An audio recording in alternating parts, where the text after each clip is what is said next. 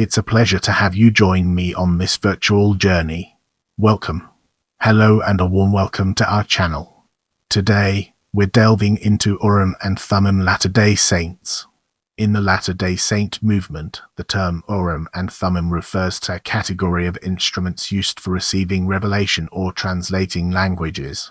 According to Latter-day Saint theology, the two stones found in the breastplate of Aaron in the Old Testament, the white stone referenced in the Book of Revelation in the New Testament, the two stones bound by silver bows into a set of spectacles. Interpreters that movement founder Joseph Smith said he found buried in the hill Cumorah with the golden plates, and the seer stone found while digging a well used to translate the Book of Mormon are all examples of Urim and Thummim.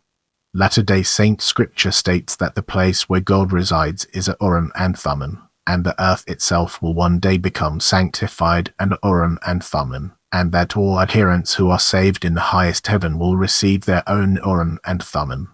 While the term is ubiquitous and well ingrained in modern Latter-day Saint theology, it was not initially applied to the spectacles or seer stone used in translating the Book of Mormon, and Urim and Thummim does not appear within the Book of Mormon or early versions of the Doctrine and Covenants. It has been argued that Joseph Smith and Oliver Cowdery adopted the term in the early years as part of a larger effort to distance the church from early folk magic practices. In this chapter, we'll be unraveling the enigma of history and discovering its transformative power. Joseph Smith said that in 1827 he was led by an angel to dig up golden plates containing a record of ancient inhabitants of the American continent, along with spectacles, or interpreters, that the Lord had prepared to translate the record. Smith also had in his possession a brown seer stone. He used both devices to produce the record, which is called the Book of Mormon. The earliest source that expands the term Urim and Thummim outside the biblical context is a reverse association William W. Phelps made on Hosea in July 1832, stating that the children of Israel were even to do without the teraphim, or sacred spectacles or declarers. The first known explicit connection between the spectacles and the term Urim and Thummim occurred in a missionaries Orson Hyde and Samuel H. Smith were interviewed by a newspaper, the Boston Investigator, in August 1832. Q. In what manner was the interpretation, or translation, made known, and by whom was it written? A. It was made known by the Spirit of the Lord through the medium of the Urim and Thummim, and was written partly by Oliver Cowdery, and partly by Martin Harris. Q. What do you mean by Urim and Thummim?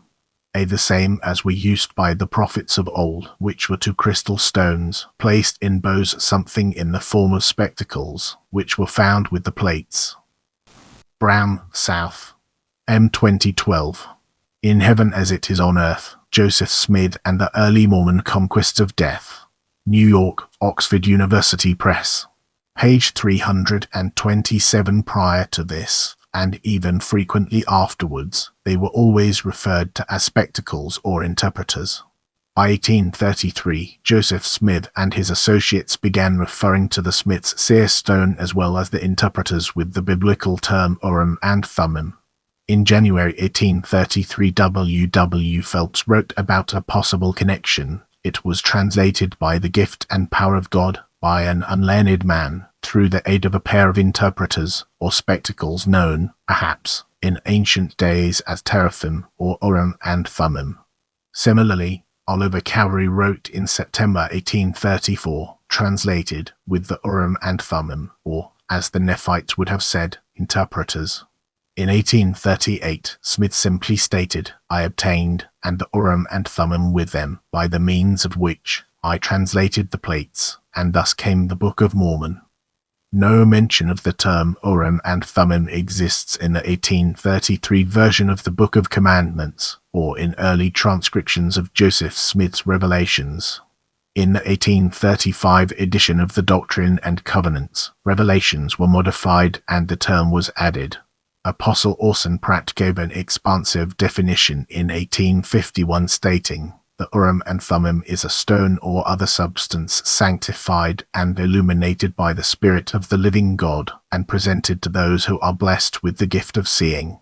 Emma Smith, Joseph Smith's wife and scribe for part of the Book of Mormon, made a clear distinction between the two in an 1870 letter. The first, that my husband translated, was translated by the use of the Urim and Thummim, and that was the part that Martin Harris lost. After that he used a small stone, not exactly black, but was rather a dark color. By the beginning of the 20th century, members of the Church of Jesus Christ of Latter-day Saints LDS Church grew to see the Urim and Thummim as completely dissociate from seer stones, a distinction that persists today among many members of the Church. In current LDS usage, the Urim and Thummim and Thummim usually refers only to the ceramic spectacles that Smith discovered with the golden plates. Mark Ashurst McGee, A Pathway to Prophethood, Joseph Smith Jr. as Rosman, Village Seer and Judeo-Christian Prophet, M.A. Thesis, Utah State University, 2000, page 40. This disassociation is typified by church leader Bruce R. McConkie, who wrote, "The prophet had a seer stone which was separate and distinct from the Urim and Thummim." See also comment in 1956 by Apostle Joseph Fielding Smith. The statement has been made that the Urim and Thummim was on the altar in the Manti Temple when that building was dedicated. The Urim and Thummim so spoken of, however, was the seer stone which was in the possession of the prophet Joseph Smith in early days. The Urim and Thummim, which were given to the brother of Jared, were preserved for this very purpose of translating the record. It hardly seems reasonable to suppose that the prophet would substitute something evidently inferior under these circumstances. It may have been so, but it is so easy for a story of this kind to be circulated due to the fact that the prophet did possess a seer stone, which he may have used for some other purposes. Joseph Fielding Smith, Doctrines of Salvation, Salt Lake City, Booksraft, 1956. Quoted in 2009 LDS Church Book of Mormon Student Manual. As we progress through this video, let's shift our attention towards reasons for adoption of the term and uncover its hidden depths. The motive for adopting the term Urim and Thummim is the subject of continued debate and ongoing study. The general consensus is that it was part of a larger effort to de-emphasize early folk magic practices and bring them into the mainstream. Joseph Smith was put on trial in 1826 and twice in 1830 for practicing folk magic and being a disorderly person or glass-looker stone gazer. Fear of further litigation and shifting cultural attitudes towards the acceptability of folk magic in 1830 American society led Smith to remove allusions to folk magic elements in his early life, such as magical treasure-seeking activities, divining rods, magic circles, and seer stones. Some apologists within the LDS Church argue that Smith never used the seer stone in the translation, but the term Urim and Thummim is not a later development, and accuse those who make a distinction of being revisionist historians. Recent publications by the LDS Church acknowledge the shift in terminology occurring in the early years, but do not speculate on reasons for doing so. Apologetic site FAIR attributes the change to early Latter-day Saints noticing similarities between the biblical devices and the Nephite interpreters. The term naturally entered the vernacular over time, and that use of the term Urim and Thummim has unfortunately obscured the fact that all such devices belong in the same class of consecrated revelatory aids and that more than one were used in the translation. Now, let's shift our perspective and explore interpreters' spectacles from a different angle. Interpreters' spectacles. In 1827, Smith said that he had been visited again by the angel who had previously revealed the location of the golden plates, along with other items such as the Urim and Thummim, and that these objects were buried in a nearby hillside. After Martin Harris lost 116 pages of the Book of Mormon manuscript in June 1828, Smith said that the angel Moroni took back the plates and interpreters. Later, the plates and interpreters were returned. Several accounts have him translating exclusively with the seer stone from that point on. David Whitmer was asked in 1855 the role of the interpreters in the translation of the Book of Mormon and responded, "Used a stone called a seer's stone, the interpreters having been taken away from him because of transgression."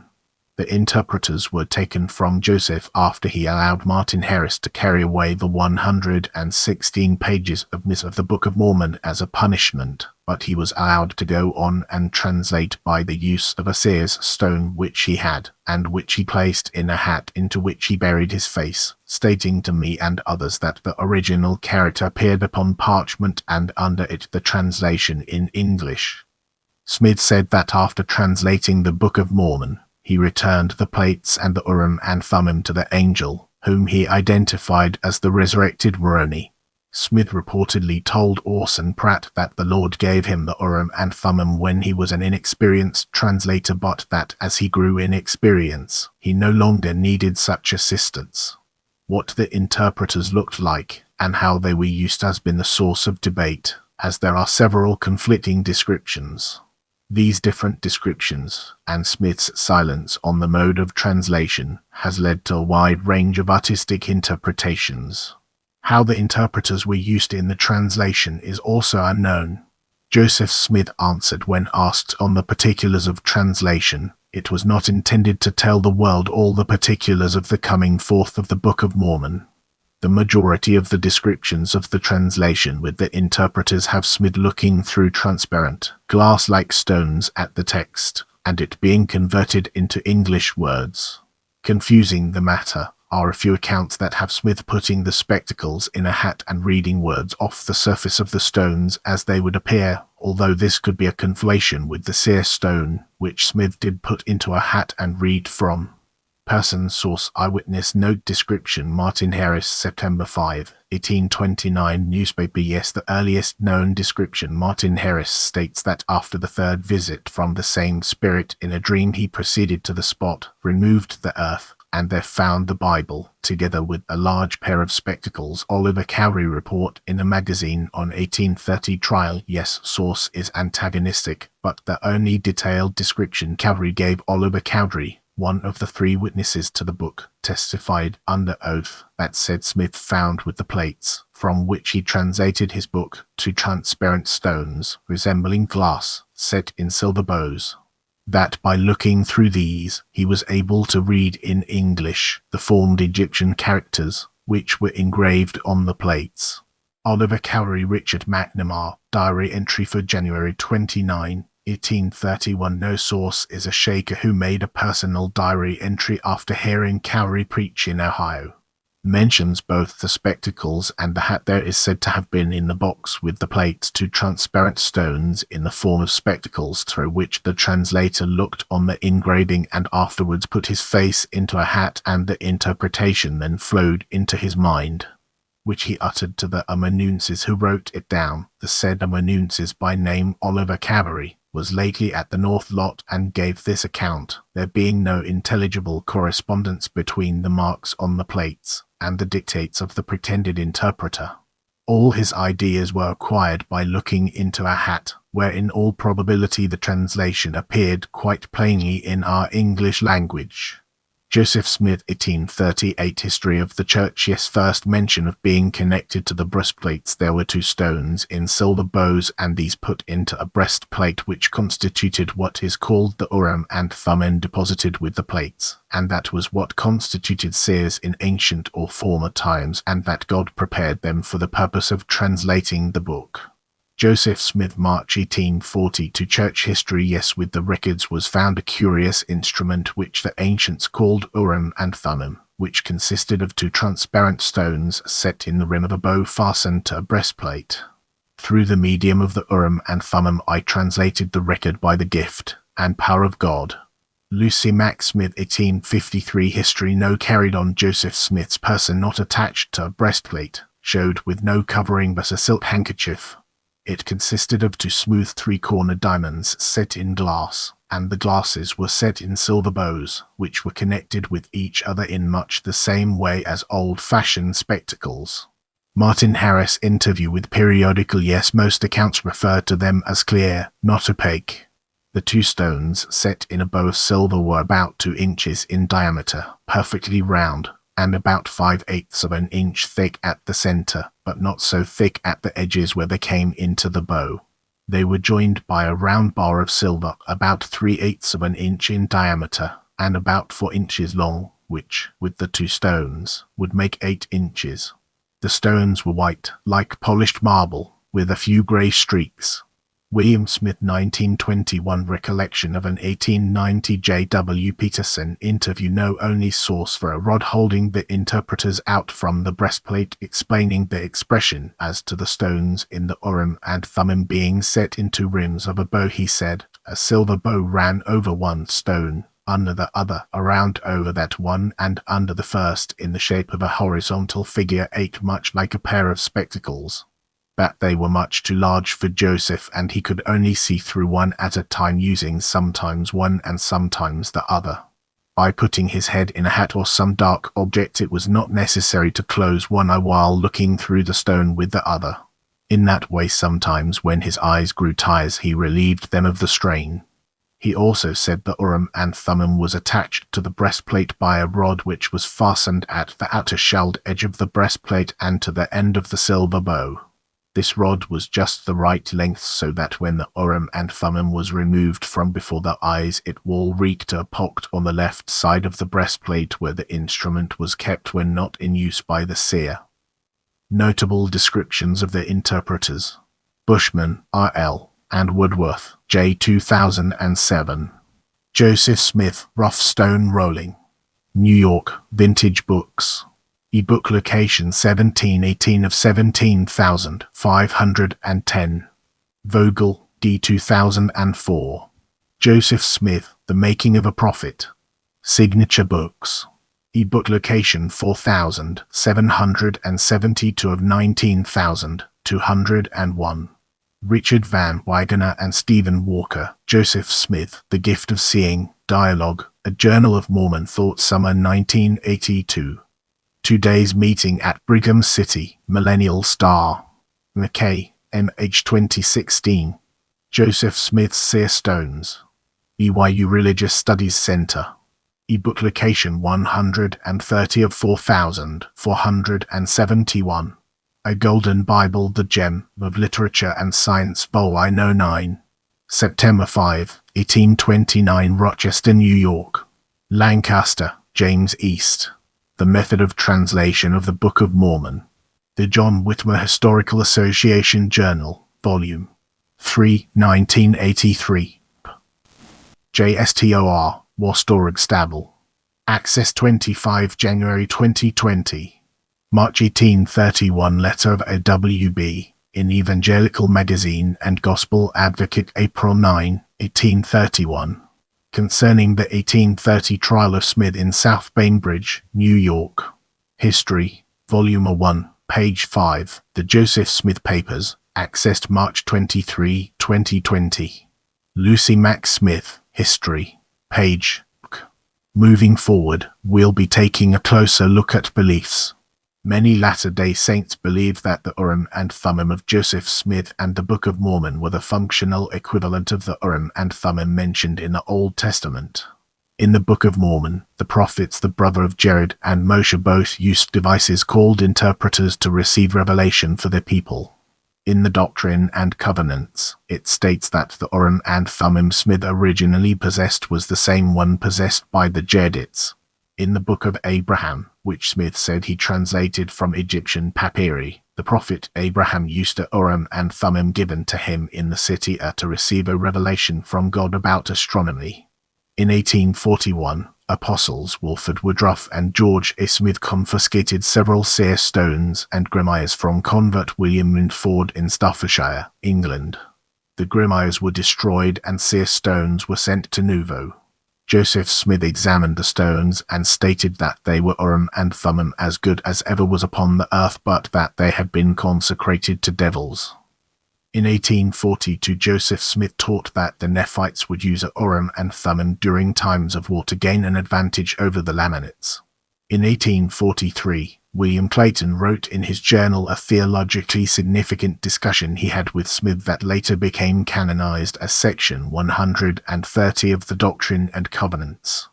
The angels do not reside on a planet like this earth, but they reside in the presence of God, on a globe like a sea of glass and fire, where all things for their glory are manifest, past, present, and future, and are continually before the Lord.